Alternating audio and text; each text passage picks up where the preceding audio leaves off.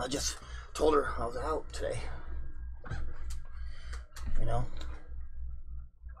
Yeah. You are on the punchline with Kelly Pavlik and James Dominguez. How's it going? Good. How are you? Long time no see. I am quite tired. I've caught up on sleep a little bit today. You know what I mean? Justin already screwing shit up. Yeah. Welcome back, Justin. Sleep. I don't even know what that is. Yeah. Well, I tried a little bit. I got some. We had a week in Vegas for the show, and I thought it went really good, didn't you? I truly did. It was busy as hell, but you know what's funny is I got hit with all those interviews, and I used to hate that. You know, I got tired of it when I was fighting. Yeah. And then after not being around it and taking the time away, it was nice. It was fun, but yeah, a lot of progress came out of it, and got to talk to fight. Looked good doing it, but also at the same time really didn't look that good. Yeah. You know, the fight kind of went the way I thought it was going to go, but opposite fighters. Yeah. So. Well, I think we met some new friends, a lot of new friends. Yeah. Met some new prospects, but most of them I'm pretty excited about the friends. Exactly. Got to see our buddies. Roger Romo. Basically, our family. Yeah. A lot of went back some years with guys like Sergio Mora and. Yep. Yeah, got that. They were just popping out of nowhere, Exactly. We seen them the night of the fight. I got to a point where I actually felt sorry for you on that second day. You hit that. We were supposed to meet up for lunch. People surrounded you. I don't think you got out there for 3 hours, did you? No, that's what I was saying. I mean, it was good. Yeah. Yeah, but you hang out with Roger. Roger was there doing his thing, and Fernando Vargas Jr. Like you said, we met other people that became fans, and they ended up hanging out. But yeah, the first. Oh, Gina Davis, Mike Eddy, Virgil Ortiz. Yeah, but it was busy though. Thursday and Friday was busy as hell. Yeah, but we still had fun. Yeah. I think me and you, and we explored the buffets. Yeah, we did, which was really good. But hey, let's talk about the fight. Let's get down to some of these undercards. Friday night we went to the ESPN fights. Yeah. And there wasn't much to talk about the fights. Let's be honest. But there was that one fight, Ryan Garcia. Yeah. That fucking kid was amazing. You wish that you could have seen more of him. Right? You know what I mean? It just ended that quick, and. But the kid he fought was durable. I mean, this is a kid that was 10-10, 12-10. That's durable. Yeah, but and usually what they do when you're at that Garcia's age, and at the part of his career, they get you guys that you're supposed to beat, but that get you rounds and take you, and sometimes even go to the decision, so that way you get a taste of it. Yeah. And there was none of that happening. I mean, that kid did more than what he was supposed to do in that fight. And it was a beautiful combo he threw, body shot. I want to talk about Virgil Ortiz Jr. That kid's gonna be a star. I'm not just saying it because Dad's a buddy, and I'm really saying that the kid's gonna be a star. I think he made that shit look easy. And you know what I like about him? What was that? All these guys today, unfortunately, assholes sell. You know what I mean by that? That's the attitude, asshole attitude. Yeah, sells. A cocky, arrogant asshole type people. It sells because, and a lot of these guys may not be. Maybe they do that. They put that on, that show on. Mm-hmm. But yeah, people want to see them lose. Yeah. This Virgil Ortiz, this kid, man, he was raised right. Raised right. And I'm not just saying it because, like you said, we're friends, or we met the dad and hung out and friends with him. And Hector. Yeah. But he's humble. I mean, he's humble more than anything. He is a very respectful kid. Yeah. And not only that, he can fight the way he can. And, he's going to be the guy he's going to be the one that the fans go to see the good guy beat the villains up. It's true. You know what I mean? And what impressed me? We got to that point. Do you remember when the kid was tired? You could see he was hungry. He was tired. He just weighed in, right? He sat for an hour and waited for every autograph to be signed. You know what I mean? He didn't have us push anybody out of the way. Like, you know what I mean? He took every picture. He signed every autograph. I mean, that's a statement to the kid. You know what I mean? Exactly. that was good to see. And then obviously his fighting ability. Yeah. That speaks for itself. Yeah. And you know, going on that part. Yeah, man, you guys got to keep an eye on this kid. Truly put that name down, Virgil Ortiz. And anytime he fights, you know, follow him and pay attention to this kid. He's definitely going to be a champ. Oh yeah, I agree too. You know, and that, you know, became fans and they ended up. That was nice. Yeah, that was really nice. And then also, I was really impressed with the way Ryan Garcia handled himself. He was really friendly and things like that too. And it's just kind of these new young fighters coming up are more respectful than. It is good to see finally. You know what I mean? Yeah, that's good to see. Do you think it has something to do with the way they were raised and the new trainers they're with? Yeah. Ortiz is with what? Joel Diaz, who don't fuck around, right? Garcia is with, I don't know who Garcia was with. Do you? His dad, maybe? Yeah, he was with his dad. And they didn't fuck around, you know what I mean? Yeah. No, that's good, and they don't, you know, and it's how they're brought up. And it's also the kid, too, though. You can't take it away from the kid. No, the kid. I'm a firm believer of this, and I don't care if people are going to disagree. Yeah. They say, like, oh, well, he didn't have this growing up, and he didn't have that, didn't have home life, this. Listen, you go to school. If you go to a charter school, if you go to a regular school, if you got aunts, uncles, you learn at an age. You learn no is no, bad is bad, what's right, what's wrong. Yeah. You know what I mean? Yeah. You learn that. Exactly. So, you know, as you get older, too, there is no, well, it's the way these guys, you know, these kids are good kids. And, yes, they obviously were raised right, too. Exactly. So, you know, before we get into it a little farther, guys, I want to do something here. We enjoy the questions, and we're going to get to your questions, I promise. But I'm going to just ask away and put your comments, whatever, and we'll get to them, and we'll answer them. But what happens is sometimes when we start doing the questions and I start reading them, we lose our train of thought. We have to start all over. Mm-hmm. We're not real smart guys, more technical guys. So we'll go ahead and finish a thought, and then I'll read some of your questions, and we'll get it all done. So we're not ignoring you. Stay on the air. Stay with us, and we'll take care of the whole situation. We'll get it all taken care of. Okay, guys? Thank you. And yeah. And I just want to say hello to everybody, and thanks for tuning in today. It means a lot. So yeah. What did you? You know what? I was not impressed with Jojo Diaz. Yeah, you know what? That was a poor performance. Yeah. Don't know what else to really say on that one. I think he's one of those guys that fights to the level of his competition. Yeah. You give this guy a superstar, he'll fight a superstar. You give a guy a piece of shit, he's gonna fight like a piece of shit. Yeah, and I can't knock that. You know, and you probably, when you're in the amateurs, I've done that plenty of times with certain fighters. If I was comfortable in the pocket, you know, in certain fights, I stay there. I would take some shots. You know, they weren't horrible shots, but I would take shots that I didn't have to because I knew it wasn't hurting me. You know what I mean? It was just, yeah. But what other undercard fights are we missing out on? I mean, that was really about it. And then let's get to the reason why everybody's waiting for. All right, you scored the fight 8-4. I scored it 116-112. If you don't score it 8-4, I scored it. You scored it 117-111, right? Yes. Which would be 9-3. 9-3, yes. Could be.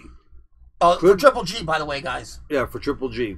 I know I was busting balls there for a minute on Facebook about. Yeah, you were trolling. It was It could have, you know, 8-4 on me was really hard to really find around, but it's not out of the question. Fuck, I mean, some people had that fight even and had Canelo winning. Yeah. I go on it. I look at it like this. I gave the first 3 rounds to Canelo. Yeah. And then after that I had Triple G run through it. I could kind of see where some people may have given some of the middle rounds to Canelo, but he wasn't throwing as many punches, first of all. And yes, when you throw a few and you may land 1 or 2, you stand a chance of having a higher connect percentage. Exactly. Yeah. As a given. So the copy box, oh look at the percentage of what he landed. Okay. Triple G controlled that fight. He controlled it. He backed him up. Canelo made moves, and then he get back to the ropes. He let Triple G throw punches, fire combos off while he was on the ropes, and if he landed one and hit on a counter punch and hit Triple G, to me that should not win him a round. Yeah, he was pushed around the ring, and a lot of times he made himself look like he got pushed. And I think if he would have stayed in the middle of the ring, you know, he showed that he could take the punch from Triple G. If he would have stayed in the middle of the ring and countered back a little bit, I'm not saying go to an all-out war or slugfest, because if you go back and watch it, Triple G didn't throw many punches either when they were in the middle of the ring. He didn't. No. He could have kept that fight at a pace where he wouldn't have faded, and he could have landed and kept it a little closer than what it is. What do you think? I agree with you, but I talked to famous trainer and cut man Rudy Hernandez yesterday. You know, I go to him when I have questions and things like that, you know. And Rudy said probably the most pertinent thing that I've heard the whole week. Triple G didn't beat Canelo. Canelo beat Canelo. Would you agree with that? That's what I said. He made those moves. He put himself on the ropes. Canelo had Triple G in the middle of the ring, and he was doing well. But do you think there was outsiding factors in this fight? Maybe. I don't know. I mean, do you think he tasted that Triple G power? Look, no matter what the bravado said, he shook his head no many times.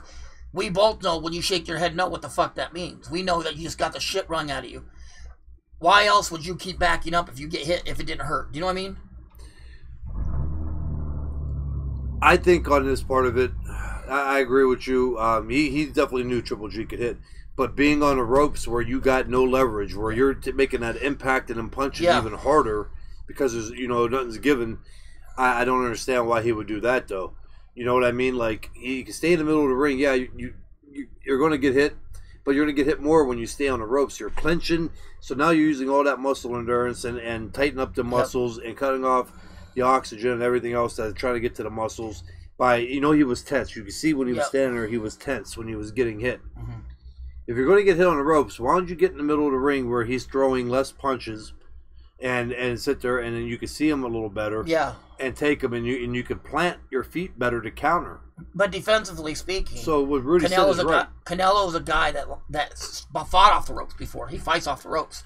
I think he made a bit off more than he could chew that way. Yeah. But maybe he was doing what I thought too. What was going to happen? Maybe he was watching Triple G's last two fights. Yeah. And I take responsibility for my comments on this. I thought Triple G was going to be the one that faded, and I was wrong. Well, just a thing though, people underestimated Canelo's defense. Canelo's defense is really good. I mean, it's a top of the line defense. You know, people are saying he fights like a black fighter. No, he fights like a good fucking Mexican fighter. Does. And they said Triple G didn't have good defense either. No, he does. It's like if you get hit fucking once, you don't have good defense. Yeah, I mean, you're going to get hit. But Golovkin came out of that looking worse for wear. He did. And you know what? I've seen a post on Facebook about that. Mm. Oh, look at they put a picture of Canelo and a picture of Triple G. It does not mean shit. No, people break down different. You know, their body breaks down, their skin breaks down different. That means shit. You know, if you look at Triple G, I'm surprised he ain't been cut more. He's got the high cheekbones. Yep, exactly, and the thin brow lines. Yeah, and the thick eyebrow or the thick bone and the thin eye with the thin skin over it. You know, I'm surprised he has a cut more, but he's going to swell up. He's going to get black and blue. Well, that's because of Triple G's underrated defense, where he can push your gloves out of the way. He powers your gloves. Yeah. I read comments, and I don't know what the fuck these people watch, and I don't care. I'm going to be honest. Like, their defense is both bad. Dude, you're fighting at a fucking top level fight. You're fighting for the middleweight world championship of the world. You're both are world champions, and you're going to talk about your defense because you're getting hit. Yeah, exactly. These guys are world champions. You know what I mean? And it's just idiotic, man. Some of the shit I heard things like Canelo won every round. I'm like, are you fucking serious? Yeah. And you know what? I'm be the first to say it. I thought Canelo was going to win, and I had Canelo winning. I did too. And I'm not gonna, hey, if I had a nickel for every time I've been wrong, somebody'd be rich as fuck. You know what I mean? I was leaning towards. You were. You didn't commit. I committed. Didn't commit. No, I committed. And I knew it was going to be a close fight. See, I didn't. I really thought that Canelo would frustrate him. You know what I mean? With the arm weariness and things like that. You know what? He had everything was going that route from the first 3 rounds. Did it seem to you that Canelo was the stronger fighter, though, physically? No, not at all. No? Not at all. I thought he was pushing Triple G around. No, I didn't. You know, you go back, you watch. middle rounds. He's not sure, maybe fourth, fifth round. Did you watch it, Justin? He hit. I did not. What kind of fucking producer are you? I couldn't. But he. You fucking watching the fucking fight, man. Baby, man. But he hit Triple G with a good body shot, and he ran on the hip too. And Triple G just walked right through it, didn't even budge. You've seen how Triple G just kept walking him down. Yeah. Triple G controlled the fight. He was stronger again. Canelo put the weight on, and he looked good muscular, but just to me, the bone structure of Triple G was just bigger. His body is just bigger. Exactly, I agree with you. We need to figure out how to plug that one in for when Patrick calls in. Yeah, but I don't know. So I thought Triple G was definitely a stronger fighter. Yeah. Well, I don't know. Again, we're going back. You know what I was saying. Rudy was right. I mean, if Canelo would have stayed, I was thinking maybe he's trying to tire her out for a little while. But then he would be doing so well, and he'd be dancing around, and then he would just go and put his back against the ropes. Exactly. And call it like, dude, okay, if you wanted to take that little break, move around, get back in the middle of that ring. Watch it. I watched it twice now. Triple G did not throw many punches when they were in the middle of the ring. Yeah. And you know what? That's true. I agree. But I also thought that there were times in that fight that Triple G was hurt. I think he got hit to the body and he was hurt. I saw. Did you see him when he got hit to the body in about the 6th round? Yeah. It looked like he was hurt. Not that it goes for naught. It didn't make a difference. But I'm saying there were times. I think he got his brain buzzed a little bit. I can't remember what round that was exactly. The 10th? When he got hit with that overhand right? Yeah, his legs kind of stumbled a little bit. Yeah, 10th. Yeah, I think that rung him pretty good. It was a good spot that he got caught on. But other than that... that 6-punch combination in the 11th or the 12th seemed to zing him up a little bit too, I don't know if he was fatigued, dude. I don't think Canelo had it. At that point, I don't think Canelo had anything on his punches. I remember when I was fighting Taylor, the second fight at 112. Yeah. And he threw a combo and one landed, but there was nothing on it that hurt. My legs kind of were more, if anything, trying to keep my balance. Exactly. But hey, you wanna go to some of these real quick? Yep. Hey, what's up, Virgil? How you doing, buddy? Go ahead, Kelly. Hey, Virgil, what's going on? Rematch in the works, more money. Yeah, Kirk, but we're not sure that's gonna happen. That and what Natalie Bird did, that is so bad that she should. That's what ruins boxing. It truly does. The sad thing is this: people are blaming Canelo for that. Canelo had nothing to do with that decision. No. And people said, "Oh, fucking Canelo." That was Adelaide Bird. That had nothing to do with Canelo. He didn't know. Or maybe De La Hoya too. Well, maybe. But what I'm saying is, Oscar has nothing to do with Canelo. No, because the fighters in there fighting. That's people who don't know the fucking sport. Yeah. They don't know it. They know by what's on TV and what they watch, and that is it. Hi, Ashley.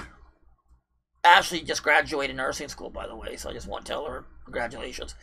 My buddy Scott Best. What's up, Scott? And then Franklin says it's fixed.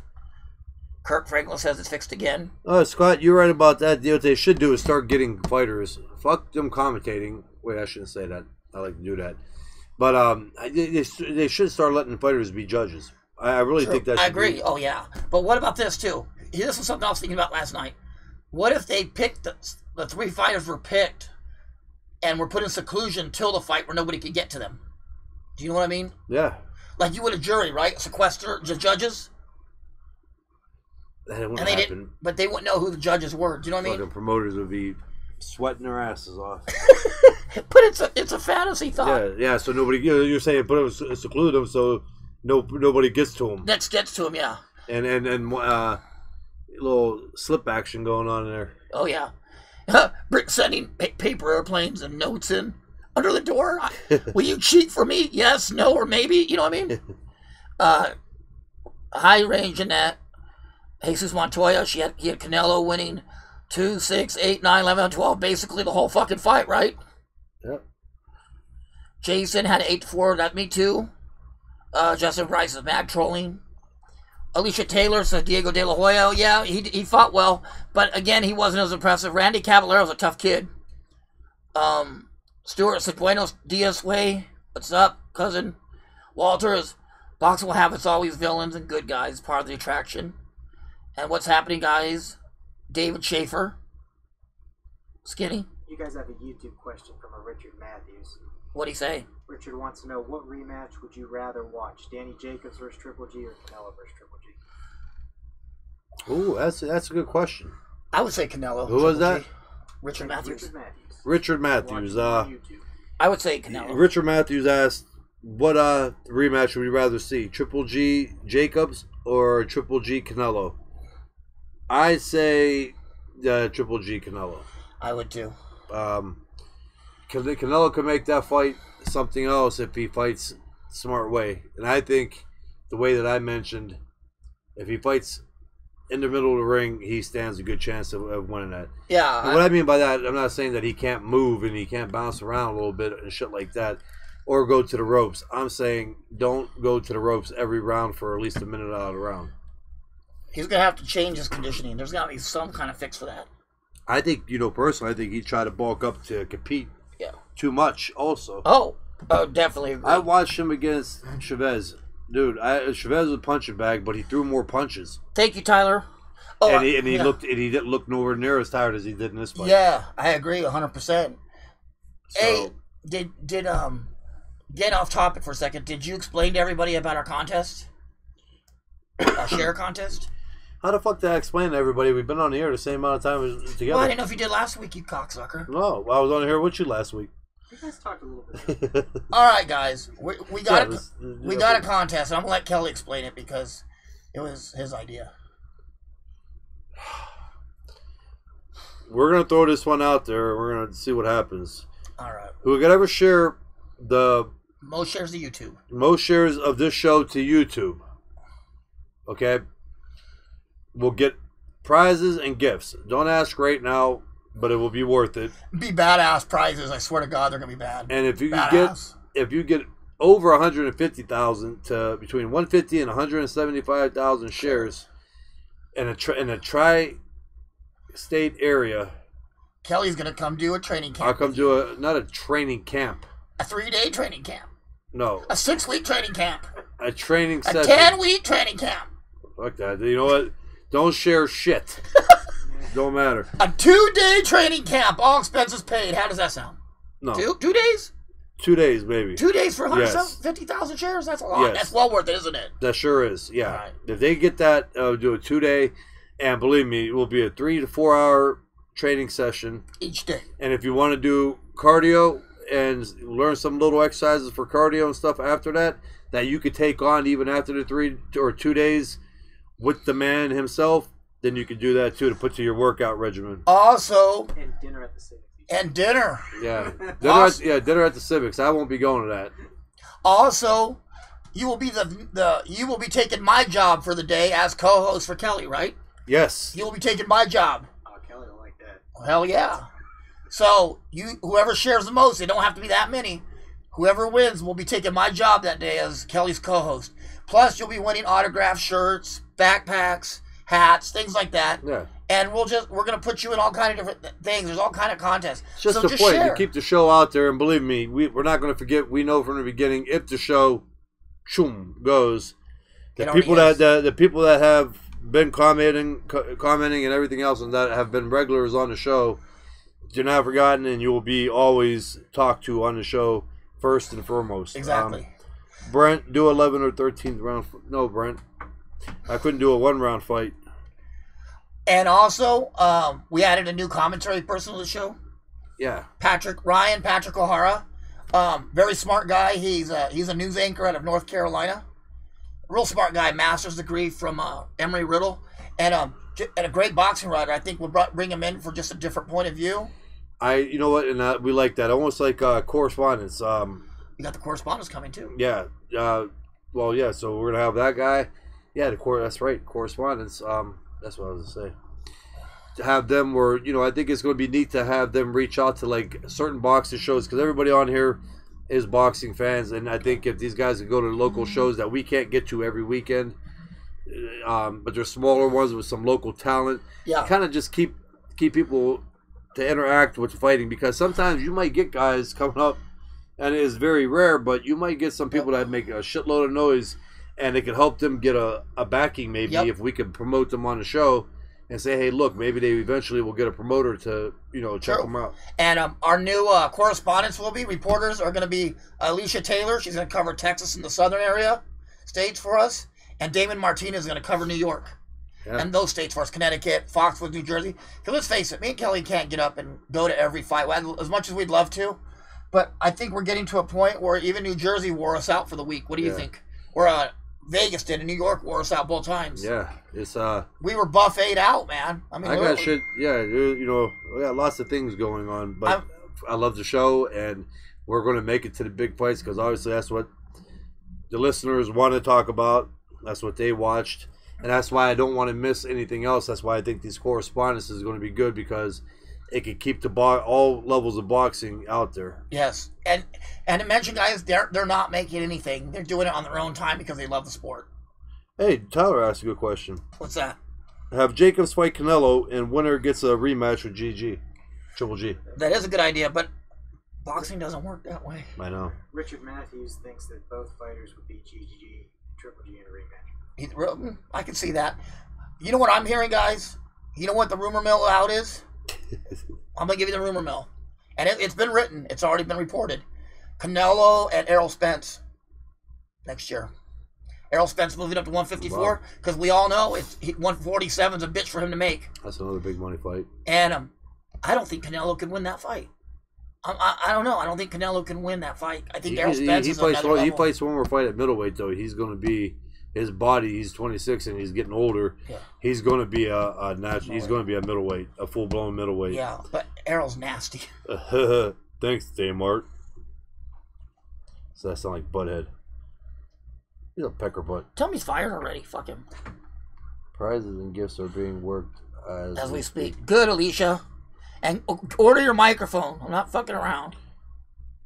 Kelly cooks for the winner. You know what, Brad? I ain't no bitch. Kelly is a good cook. Don't bullshit about that. Kelly's a good cook. You know what? That actually is a good idea. I charge fucking $1,500 a meal. Oh yeah, I'm gonna have dinner with Alicia. I'm gonna be eating at the Y. all you can eat seafood buffet. All you can eat. Red snapper. Touching pink things all night long. Hey, did you notice my shirt? Kelly, you notice that? Roger Romo shirt? Yeah. Don't be... The winner will get a Roger Romo shirt as well. I want one.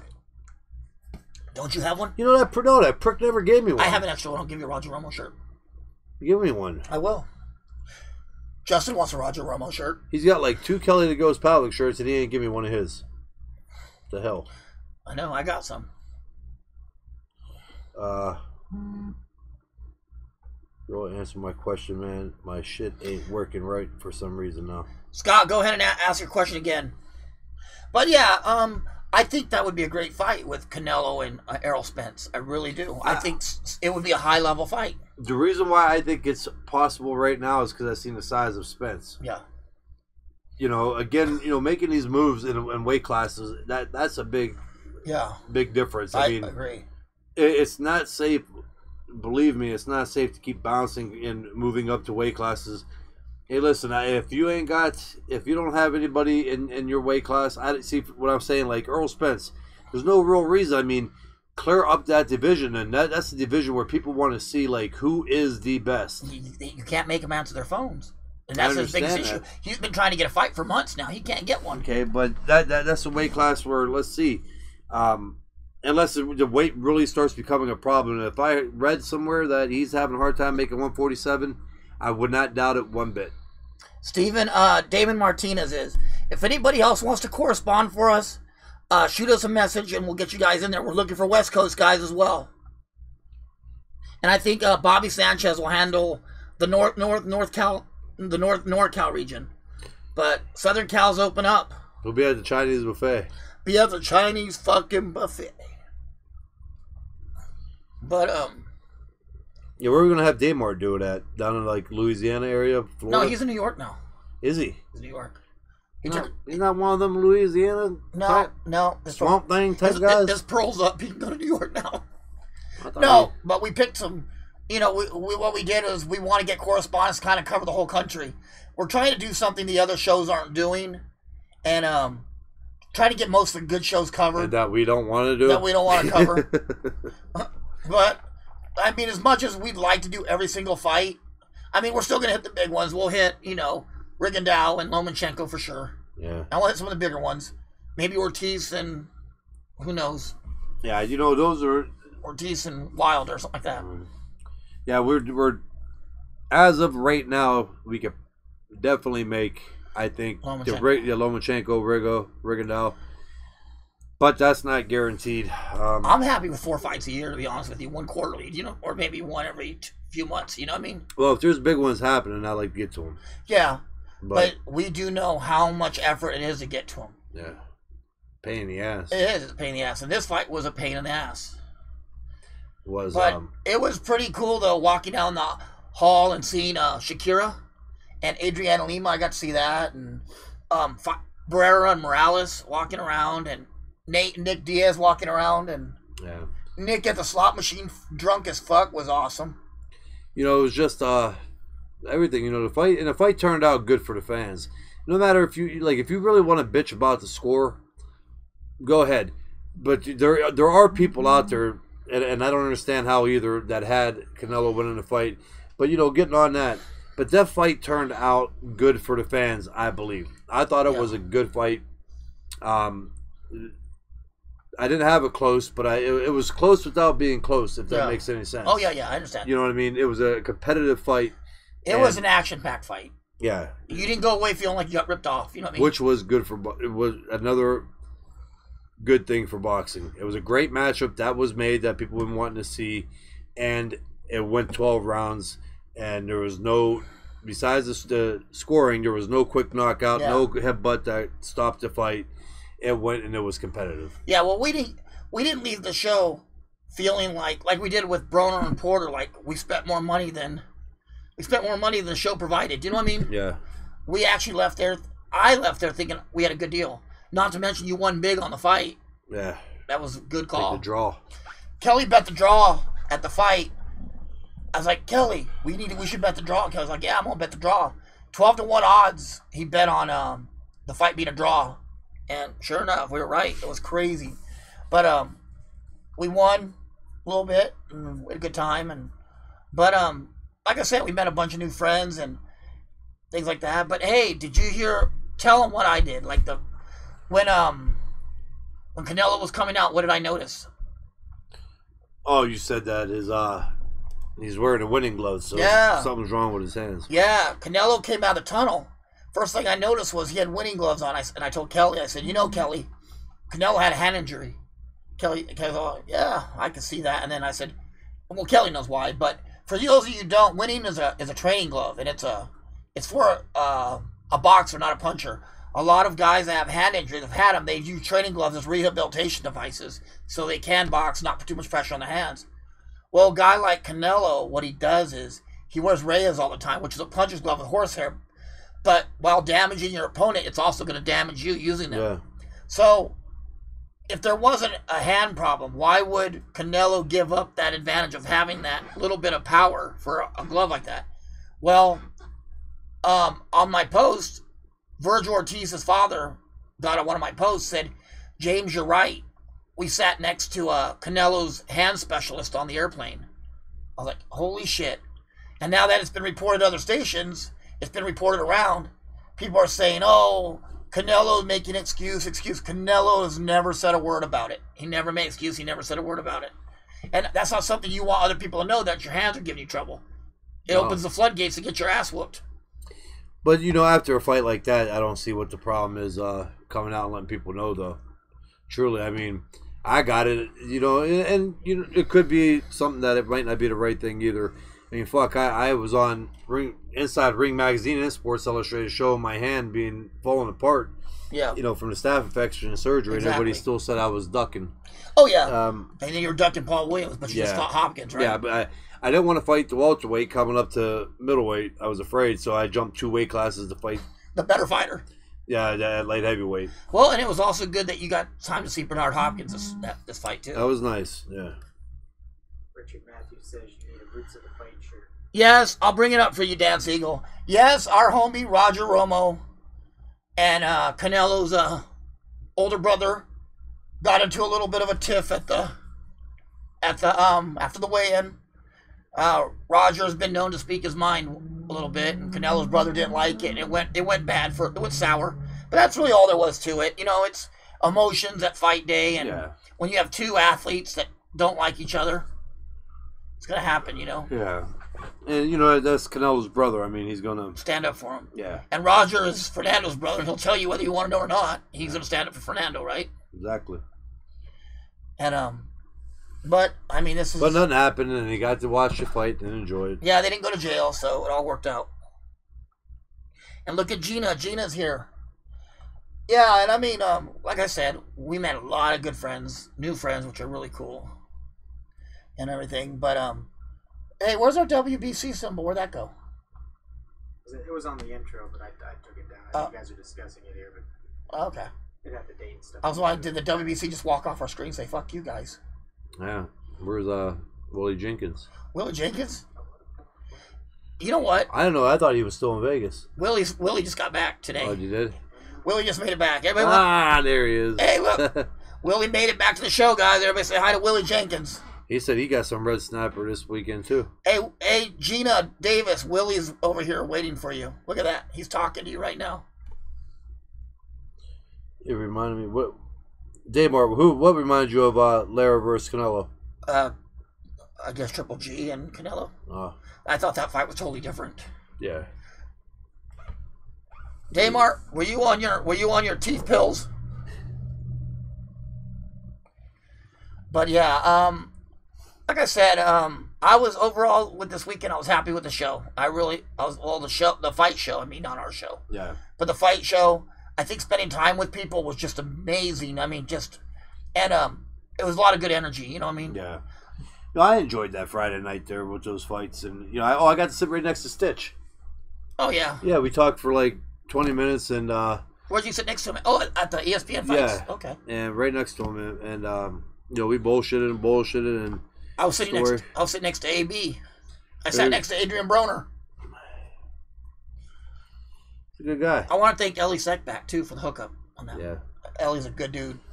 Ellie's always hooking up. Yeah, he did. I also got my first interview, guys, live interview. I interviewed Jesse Vargas on what, ES News? Yeah. Yep. Mike Martinez says Canelo really isn't a puncher. You know what? I think the lower weight classes he's somebody to watch out for. At middleweight, 154 below, he's gonna fuck you up. Yeah, at middleweight though, I don't think for a while that you're going to see him really knocking or being a knockout threat. For the higher level guys. Yeah, the higher level. I mean, he might get some guys' respect if he hits them, but other than that, I don't see him being a knockout puncher at middleweight. But you can't take away the power that he had at junior middleweight and welterweight. Yeah, he was a beast. You got that right, Jim Davis. You know, every time a fighter moves up, their power doesn't always translate. No, it's rare. Mine didn't really. I mean, yeah.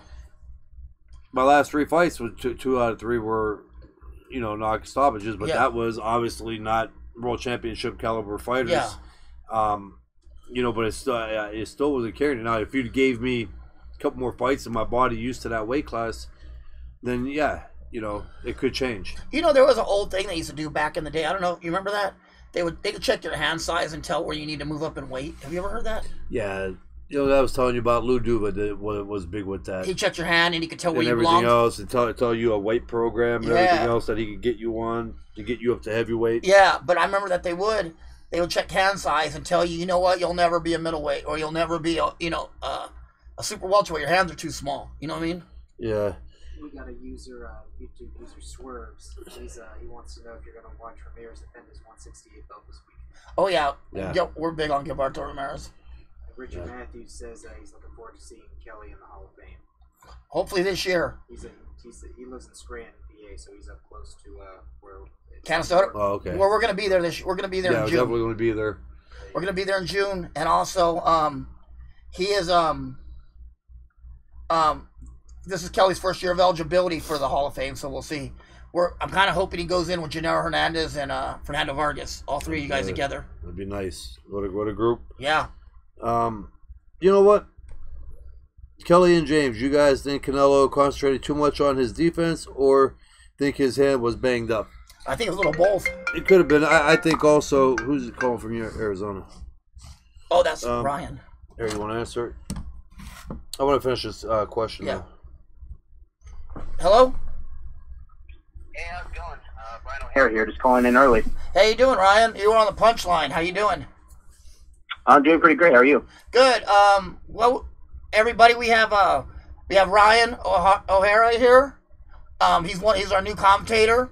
Why don't you tell everybody a little bit about yourself? Give us your background. Well, my background is actually kind of interesting. I have a Bachelor's of Science degree in Global Security and Intelligence Studies, which is CIA, FBI type stuff, from Embry-Riddle Aeronautical University. I'm getting my master's in December, but I'm also the lead writer and editor for FightNights.com. I'm an amateur boxer myself, and I play hockey. So I have quite the diverse background. I've been out to Vegas last few weeks for the Mayweather-McGregor, I guess you can call it a spectacle, and the actual fight, which was Canelo versus Golovkin, which of course was last Saturday. Okay. And you know, with this show, you'll give your commentary, and you may get some questions. And are you good with answering some of the questions from the fans and people that listen to the show? Yeah, of course. Cool. And so the floor is yours. All right. So first of all, of course, on Saturday we saw perhaps one of the worst scorecards turned in boxing history, the 118-110 from Adelaide Bird. Of course, Adelaide has now been removed from title fights, but I don't think that's enough. Yeah. Because I mentioned on Friday that I covered fights at the MGM Grand Marquis Ballroom. There was a fight it was actually a rematch between Alexis Salazar and Evan Torres. And most of us ringside had it close, 58-56. Some people had it 57-57. And I decided to give Adelaide Bird a chance. I know people have been talking crap about her all week, even leading up to the weekend, but I wanted to give her a chance. And then she turned in a 60-54 card, and I immediately threw my hands up in the air and said, she's going to mess it up tomorrow. I probably said something else, but she's going to mess it up tomorrow. Well, you did tell me that in the media room, to be fair. Huh? You did say something about that in the media room earlier in the day. Yeah, I tried to be fair, and after she turned in that 60-54 card, I had a feeling that she was going to be the one judge that was going to mess it up on Saturday. Yeah, well, she sure did, and it was horrible. I mean, like, if you're trying to get Canelo to win, it would have been come out with a draw or give him a round. I'm sorry, I tried. I watched the fight twice. I couldn't get. There was some of them rounds I just couldn't give them to him. He just didn't do it. He wasn't controlling the fight. Nothing. For her to have it 118-110 for Canelo, I don't know. It was putrid. I don't personally think she should be allowed to be in boxing after. I mean, this ain't the first time she's done it. How many years now has she been doing this? She did you. She gave you a hose job. Yeah, the only one to go against me in a fight. The other had me up every round, or maybe one round not for me, and she gave it a draw. I don't know. She just does it with every fight. Horrible. It smells like corruption to me because, I mean, that's not a mistake. No. You can't go from a close fight to a blowout. I just don't see how she saw it that way. And honestly, I don't think she was even watching the fight. At least not the way that I was watching. No, she was balancing her checkbook. I guarantee it. Yeah. So let me ask you, Ryan. You're one of the very few people that are up on stories before they happen. You have really good sources, and most everything you post has come to fruition. Things like that. So let me ask you about some of these other things about Kovalev and the trainer situation. Yes, I did receive some information from a quality source that was actually involved in the first training camp for Sergey Kovalev, and he did reveal to me that he came into camp at 228 pounds, and also had a or has an ongoing cigarette and drinking problem. I can verify that. which could have contributed to his recent lack of endurance in recent fights. Yeah. And that Rudy Hernandez and Joel Diaz are currently the top candidates to become the his next trainer, despite commenting on Saturday that he doesn't need a coach. Do you think that decision is based on the fact that those two coaches are traditionally more what's the word I'm looking for? Disciplinarians? Yeah. Absolutely. And Joel Diaz especially. Rudy Hernandez is solid. Both those guys are really solid. I've always been impressed with Joel Diaz, especially with the way, he worked with Victor Ortiz. I know Victor didn't last very long with him. But of course he spent a long time with Timothy Bradley, now retired former world champion. Yeah. And we all know Rudy had his brother Gennaro Hernandez. He's had Carlos Cuadras, Chocolatito Gonzalez, Mike Alvarado. When he got him to win over when he got him to beat Brandon Rios. Yeah. He took him in that second fight, did wonders with them. So, I mean, I think both those guys are quality guys, and you can't go wrong with either pick. No.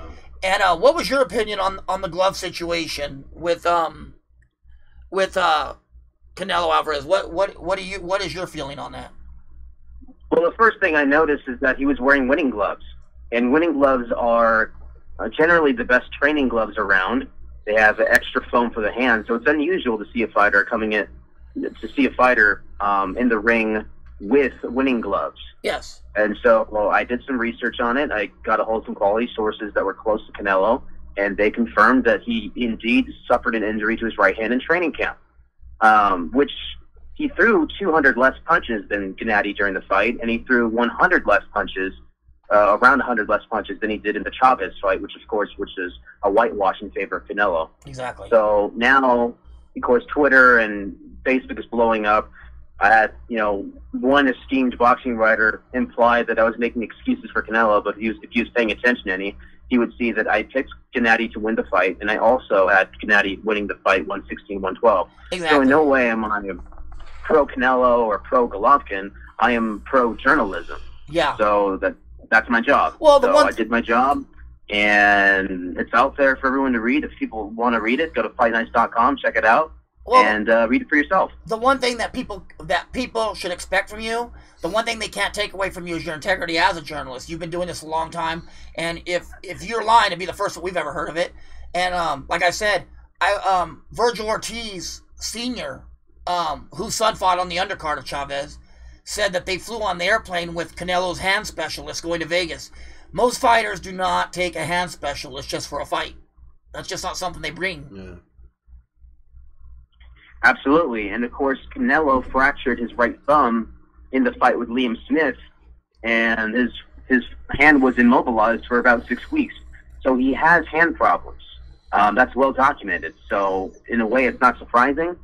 You're going to see a lot of people come on Facebook and Twitter today probably saying, hey, the fight was a lot closer than expected because Canelo had hand problems. And other people are saying if Canelo's cardio kept up, he would have won the fight. Yeah, I agree too. I think if he didn't gas out, he probably would have won the fight. See, I go back on that. By unanimous decision. But he gassed out. So, I mean, and part of it has to do with how much muscle he built. Of course, as Kelly and I talked about on Saturday, I think it was Friday, that if Canelo did a lot of weightlifting, that could have contributed to the endurance decline, to the stamina decline. There are other natural ways that he was able to build that muscle from. Mm-hmm. Then that would have been more beneficial. But it appeared to me that he did a lot of weightlifting because he gassed out sooner than we expected. Yeah, and I think he still could have made that a little easier by staying in the middle of the ring. I mean, you're just taking a lot out of your body by taking the shots from a heavy puncher, by tensing up like that, and then trying to play catch up on a big spurt, or firing off a flurry of punches real quick to try to play catch up. I think if he would have just stayed in the middle of the ring and fought a boxing match, he would have been okay. I agree with that. I agree, and also at the same time, I think he fought the wrong fight, because there were many times that he was in the center of the ring, and he decided to back up into the ropes, essentially allowing himself to get smothered by Golovkin, I think what Canelo was trying to do was set him up for a big shot to knock him out. But you got to realize it's Gennady Golovkin. His chin is unlike most in the sport. Yeah. So, and we saw Gennady take a lot of shots and just smile. Is that fair to say, though, Canelo got hurt several junior times in that middleweights? fight. Yeah. That he has that chin? You know what I mean? He hasn't really been hit on it clean. And when he has, it hasn't been many middleweights to do it. You know, hard punching middleweights. And Canelo looks really good defensively. His defense improved in recent fights. Yeah.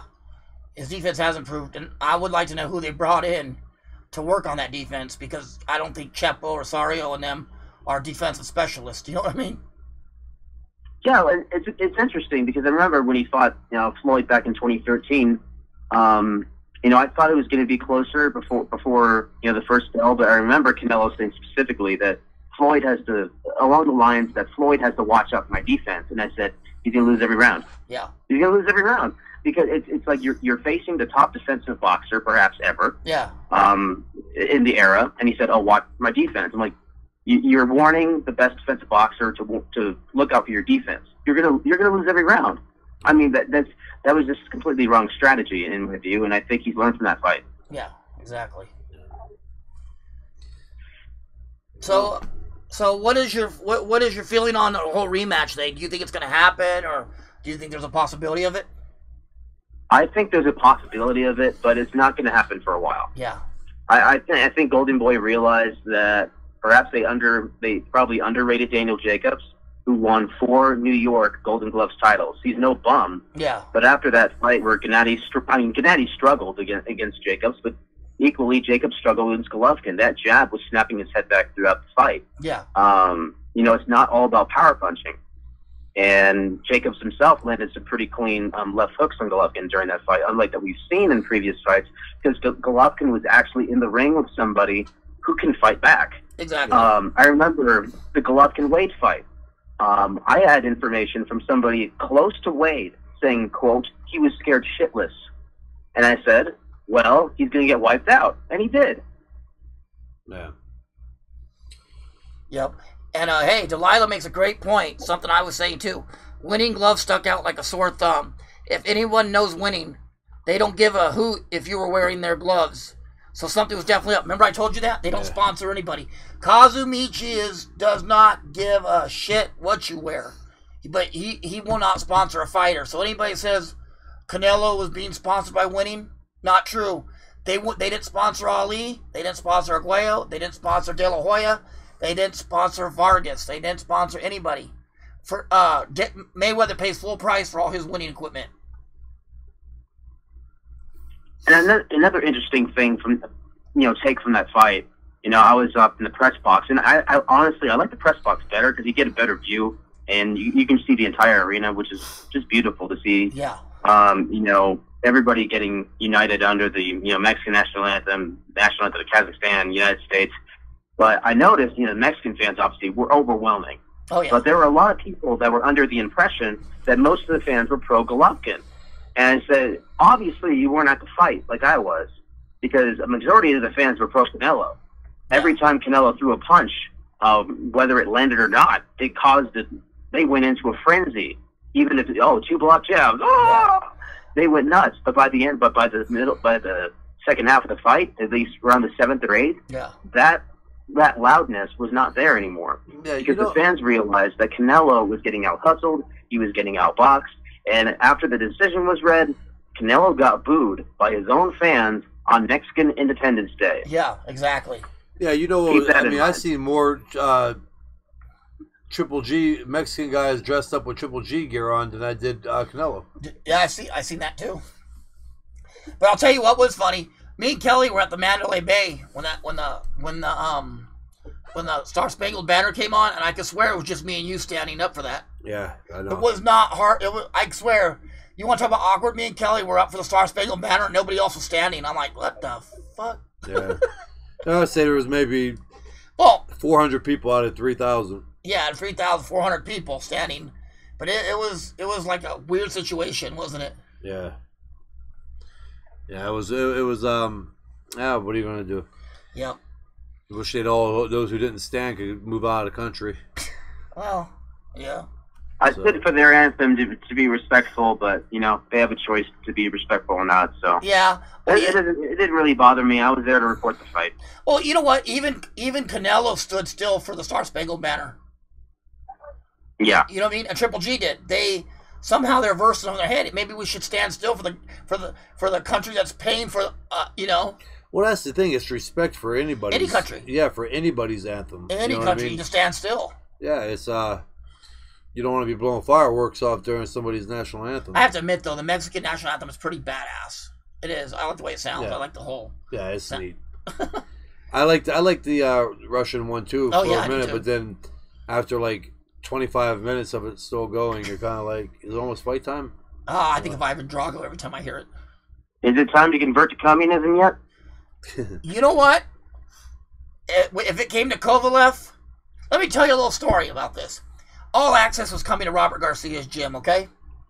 And Kovalev was in there, and it was for remember the TV, Fight Night, or what, the Fight Game was coming on first with Jim Lampley, and then All Access was coming in later, you know? So, Kovalev's people come into the arena, or to the gym, like 10 minutes before Kovalev, and start hanging posters of hammer and sickles all over the wall, and pictures of Marx, Lenin, all over the place, you know what I mean? And I'm thinking, holy shit. And you should have seen Robert Garcia's face, like, what the fuck? Like, he couldn't believe it either. Yeah. So, Robert watches the show, so I'm not saying anything that's not true. Me and Roger and Robert Garcia and some of the other guys were looking like, what the fuck are they doing? And then, sure enough, and then they start taking them down because All Access wasn't going to play that shit, you know what I mean? But it was pretty interesting. We got our guy here. I don't know. Are you still with us? Yeah, I'm listening to you guys. Okay, well, but do you have anything else? Well, you know, I think that the state of boxing is actually we're in good shape. I think we're in good shape. But one thing I'll add again about Adelaide Byrd, you know, all these rotten scorecards, it really does a disservice to Canelo. But at the same time, if boxing wants to, of course, at this point, corruption is always going to exist in boxing. Yeah. Unless you see the faces of the sport actually speak out against it. True. Now, you know, Canelo, again, you can still say he's the face of the sport, but since, you know, it looks like he's benefiting from the rotten scorecard, why should he speak out against it? And that's another problem, is that, you know, there's a lot of dishonesty going around. And if Canelo were to speak out and say, hey, you know, we need to fix this, you know, that would actually get something done. But it's not, because he's not saying anything. And he went out and said, oh, I won 8 rounds, I wobbled Golovkin. Well, first of all, Golovkin wobbled himself in the sequence that he was talking about, and in no way did Canelo win 8 rounds. Yeah. I had it 8 to 4. But no, you're right. I mean, you couldn't, and you can't expect Canelo to come out and say that. You know what I mean? He's going to take that and run with it. Yep. He's going to take that draw and run with it. He's probably saying, well, if you guys thought if it was a draw and it was that close, then I'm going to say I won. You know, I can't make an argument for it. I tried. Like I said, I watched it twice, and I've tried to give Canelo rounds, and I just couldn't do it. So. But on the other hand, boxing is in a good state. You know, as far as fights go, we've had Joshua Klitschko, we've had Thurman Garcia, we've had Crawford and Dongo, even though that fight didn't last very long, but we saw history. Broner and undisputed champion in almost 12 years. Yeah, Broner. Boxing is in a great state. Yeah. Yeah, we had Garcia Broner, we had Lomachenko, we've had some great fights this year. And we got a few more coming up. We got Lomachenko Rigondeaux coming up on December 9th at the Madison Square Garden. And also Wilder Ortiz was announced, I think yesterday, if I'm not mistaken. For November 5th, right? At the Barclays Center. My boxing coach himself said, quote, someone is going down. Yarek Slogowski, he was a Golden Glove amateur coach out there in New Jersey for a while and moved down to Prescott. So he's my coach right now. Right. And the fun part about going back to the boxing gym yesterday was talking to everybody about Canelo Golovkin and asking about my experience and what I thought about the decision. And so we had a pretty spirited conversation about that. Awesome. Cool. Can you tell everybody how to follow you and how to get in contact with you and where to follow your page at? Because your articles are very informative, and I would like some of our fans to follow you and get their information from you. You know what I mean? Yeah, well, I'm on Twitter a lot. The only time I'm not on Twitter is when I'm sleeping or I'm on set for the show or I'm talking right now. But you can follow me on Twitter at O'Hara Sports, OHARA Sports. You can also follow me on Facebook. I post a lot on Facebook too. I share my articles on Facebook, and it's facebook.com/Ryan Prack O'Hara 24. So it's RyanPrakOHARA 24. And my next gig will be September 29th. I will be a TV producer alongside Ray Flores and Jim Greashopper on a card in Dallas. I'll also be covering the Fight for Fight Nights, and then after that, I will be at the Barclays Center for Deontay Wilder and Luis Ortiz. I'm going to cover the NASCAR playoff race in Phoenix. I still work for Race Chaser Online on a part-time basis, so I'll head down there. It's going to be a lot of fun. And of course, Lomachenko Rigondeaux. I'm gonna attend all those fights. I'm ready for the big time. I think it's time to step it up. And it's I took a few years off to focus more on the local scene, but I think taking that experience and applying that to boxing was the greatest thing I've ever done. I came back in May, and within 3 months, I was covering Mayweather. So it's been very beneficial. Okay, and you know what? I want to let you know we'll be at Lomachenko Rigondeaux as well, so I'm sure we'll run into each other and we'll see each other, and we expect to hear from you often on the show. As a permanent commentator for us. We enjoy having you. It sounds good. Yeah, for sure. And also, let's go get a New York style pizza because I've never had one before in New York. We will take you to one. We know where to get one at. Yeah. All right, sounds good to me, man. We'll even find more. So we'll find more. Yes. And like I said, it's an honor having you on, and I appreciate you coming on. Thank you. It's an honor it was an honor to meet you guys, and can't wait to see you guys again and see some great fights. Yes, sir. Sounds good. Thank you, Ryan. I appreciate it. No problem, bud. Bye. All right, guys. That was Ryan O'Hara, and what a great reporter he is. Yeah. And we got about 20 minutes left on the show, so we're gonna go ahead and get to. I got an early show today. Early show. Sorry, guys. We're going to go ahead and knock out a few of these questions and call it a day. Yeah, Chris Otto. Canelo tried to box in phases and spurts, but just not enough of them to win the rounds for me. Golovkin was just constant. I agree. I actually don't even think that some of the rounds were close because of the amount of pressure that Golovkin was putting on him. Again, I'm sorry. I just don't see how you could put yourself on the ropes and land a combo or land one or two punches around, and because they were a little cleaner, win the round. I just don't see it, and that's not how boxing works. It's truly not. Fernando Vergen asked, school me guys, but is it true that the fighter who is the aggressor, like Triple G, is winning the fight? Not always, because part of being aggressor, you need to be effective when you're aggressing. Yeah. If I chase you around the ring, but I'm not hitting you and I'm being countered, it's all for naught. And that's what good counter, what a Mayweather does. Mayweather picks people apart. And you don't land on him, but you're chasing him. And you're chasing him, he picks you apart and he beats you up. And this was a totally different, this fight. I mean, again, if you have two eyes and you're watching it, you can see who controlled the fight. It's hard to explain, but yeah, even when somebody is being defensive, they can still control the fight. They control what they're doing. And Canelo couldn't do that. Yeah. And Mike Martinez said that he had Jacobs with the draw, if not the win. You know what, Mike? I agree with you. I agree. I had Jacobs. If that knockdown didn't happen, I had Jacobs winning. And about the flag, they said simple matter of respect. Amy said she stood up. Yes, you did, Amy. Probably because we did. I'm just kidding. Boxing will continue as always. People tend to have a short memory. William Bondi said that. It's true. Well, Kelly, who is your pick for Loma versus Rigo? I believe Rigo will put on an absolute clinic. I truly believe he will be too quick, too tricky for Loma. I don't know about that. Yeah, I can't say one's gonna be too fast or tricky for the other. A clinic is pretty out there. Yeah, that's a win maybe. A clinic, no.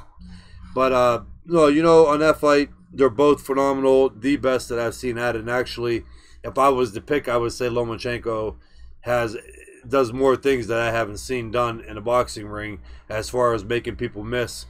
Lomachenko's a bigger guy, and he also fights a little more aggressive than Rigondeaux does.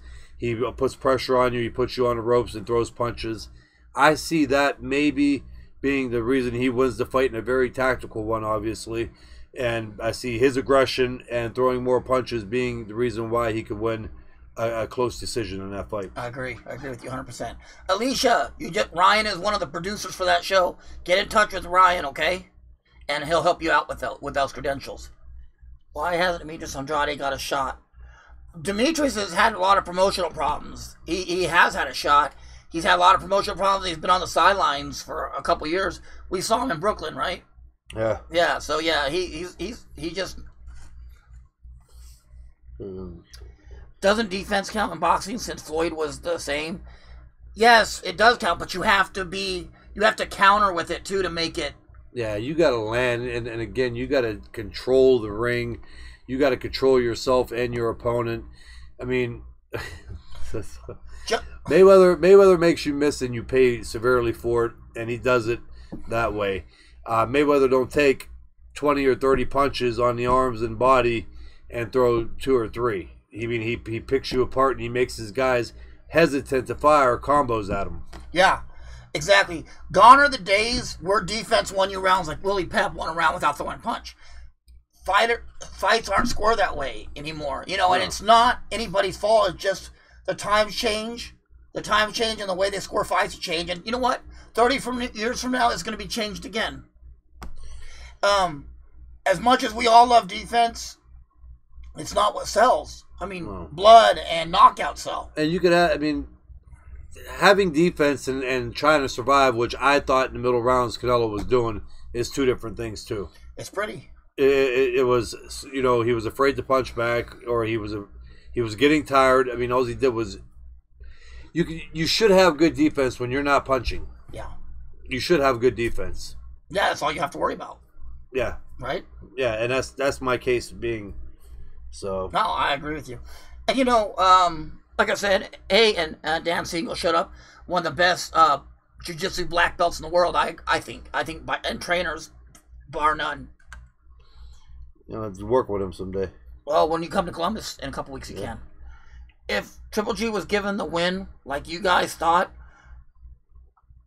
would you guys need to see a rematch, or would you have been convinced with that win? No, I'd be pretty convinced. Why would we no need? There shouldn't even be a need for a rematch now. Yeah. I mean, he won the fight. I think 116, 112 doesn't need a rematch. I think the only way they need a rematch is maybe for the money reasons. You know what I mean? But to me, it was pretty clear cut. And like I said, I had no dog in the hunt. I thought Canelo was going to win. Guys, truly, the only reason why we're talking rematch is because of money. There shouldn't be no talk about rematch in this fight. Really, that's how I feel. Jesus says Canelo was landing the cleaner shots. Triple G defense was his chin, and you better come back with your own punches. I don't think he was landing cleaner punches. So.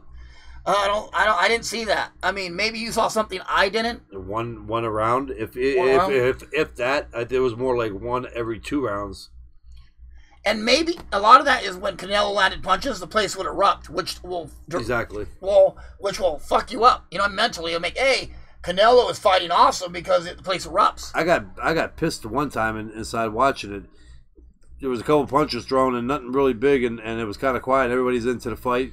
And Canelo finally, because this is how bad it was, Canelo finally threw like a combo, like a 2-punch combo or 3-punch combo, and Triple G was pulling back, and it kind of like slid across his face. Yeah. And I'm sitting there just thinking like, okay.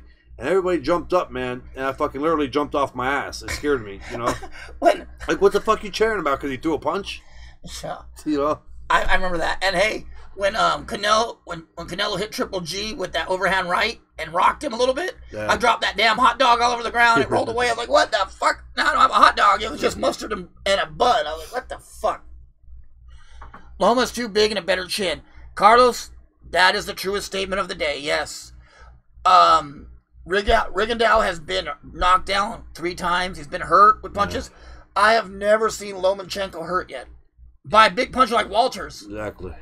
So, Right now, Well, haven't seen him hit much either. I haven't seen him hit much. Mariaga planted some punches on him and just didn't do anything to him. Yeah. What did I say? I don't mean... They've just been clever with it. Well, guys, the next big fight, CJ, will be Rigondeaux and Lomachenko on December 9th. We'll be going to. Yeah. But well, that was a good show. We touched on everything that we needed to touch on, and yep, I think so, and I think